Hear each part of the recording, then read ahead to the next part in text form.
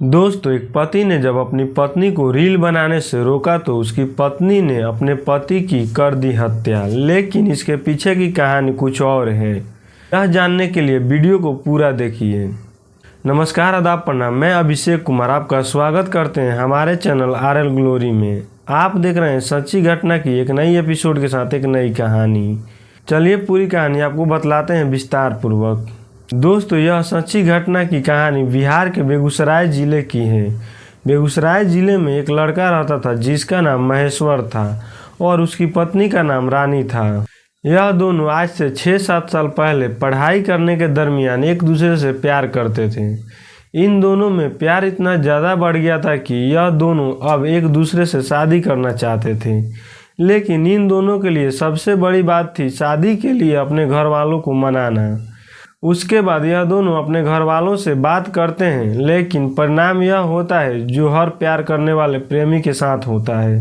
महेश्वर और रानी के प्यार को इनके घर वाले एक्सेप्ट नहीं करते।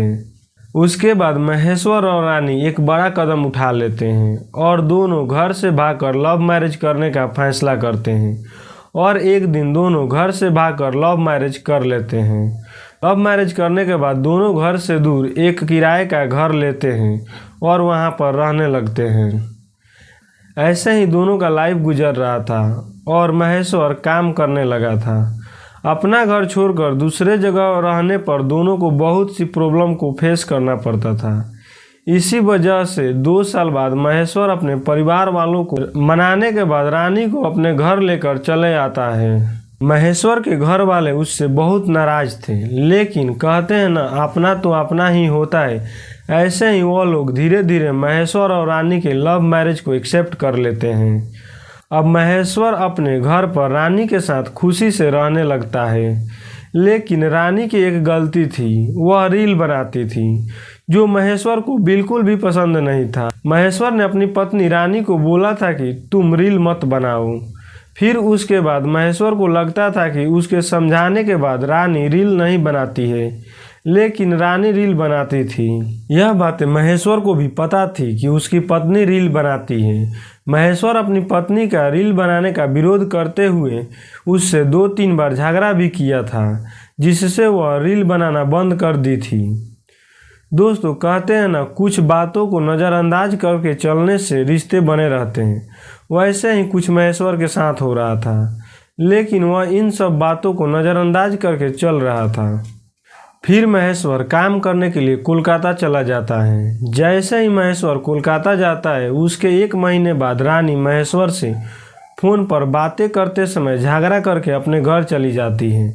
यहाँ तक तो सब ठीक था। सबको इतना ही पता था कि महेश्वर अपनी पत्नी को रील बनाने नहीं दे रहा था।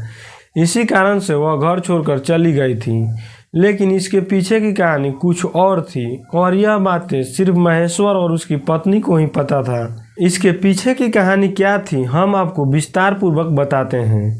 दरअसल रील बनाने के दौरान रानी ने 2-3 लड़कों से दोस्ती कर लिया था और उनमें से एक लड़के से बात करती थी। इसी वजह से महेश्वर उससे झगड़ा करता था और रील बनाने पर रोक लगाता था। महेश्वर कोलकाता से अपने घर आता है और रानी को बुलाने के लिए उसके घर चला जाता है। रानी के घर जाने के बाद महेश्वर कुछ दिन रानी के घर पर रहता है और जब रानी को अपने घर चलने के लिए बोलता है तो रानी उससे झगड़ा करने लगती है, क्योंकि रानी अभी भी सोशल मीडिया ऐप पर रील बनाती थी और उस लड़के से बात करती थी और वो लड़का रानी के गांव का ही था। रानी महेश्वर के साथ आने से साफ साफ इनकार कर देती है। इसी बात को लेकर दोनों में बहुत झगड़ा होता है। फिर रानी अपने 2 बहनों और सजाद के साथ मिलकर महेश्वर की हत्या कर देती है। उसके बाद महेश्वर के पिता राम प्रवेश राय को पता चल जाता है कि उसके बेटे की ससुराल में हत्या कर दी गई है। पता चलने के बाद राम प्रवेश राय अपने बेटे महेश्वर की हत्या होने की जानकारी पुलिस को देते हैं और महेश्वर की पत्नी रानी उसकी दोनों सालियों समेत सजाद पर केस दर्ज कराते हैं। पुलिस कार्रवाई करते हुए रानी और उसके दोनों बहनों समेत सजाद को गिरफ्तार कर लेती हैं। दोस्तों, आप लोग सोच रहे होंगे कि सजाद कौन था। दोस्तों, सजाद वही लड़का था जिससे सोशल मीडिया के जरिए रानी की दोस्ती हुई थी, जिससे रानी का अवैध संबंध भी था। दोस्तों, इस कहानी को सुनाने का उद्देश्य मुझे किसी को ठेस पहुंचाना, किसी को तकलीफ पहुंचाना नहीं है। बस आपको बताना चाहते हैं आप जहां भी रहें सुरक्षित रहें और अपना ख्याल रखें। धन्यवाद।